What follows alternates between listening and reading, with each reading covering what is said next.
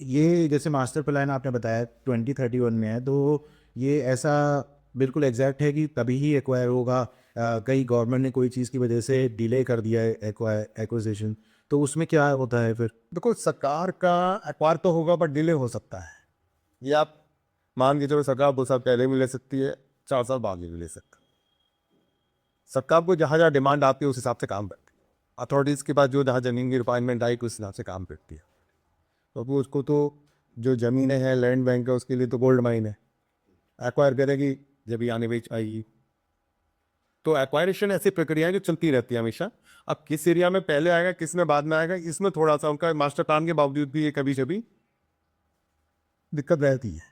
तो जैसे आपने मैं अभी इसमें इन्वेस्टमेंट करता हूँ आपके थ्रू, जगह देख लेते हैं, सब चीज़ आपने बताया मुझे कि 6 साल में जो है इसका एक्विजिशन हो जाएगा बाय द गवर्नमेंट, ये क्या हो जाएगी प्रॉपर्टी, तो 2031 में हो जाएगी। लेकिन बाय एनी अदर चांसेस अगर ये डिले हो जाता है 2 साल, तो ये 8 साल का टाइम पीरियड हो गया। तो जो मेरे रिटर्न है, रिटर्न ऑफ इन्वेस्टमेंट, वो क्या सेम अमाउंट रहेगा या वो इंक्रीज होगा अगर ज़्यादा बढ़ जाता है? तो वो कैसे कैलकुलेट होता है या कैसे मेरी करेगा?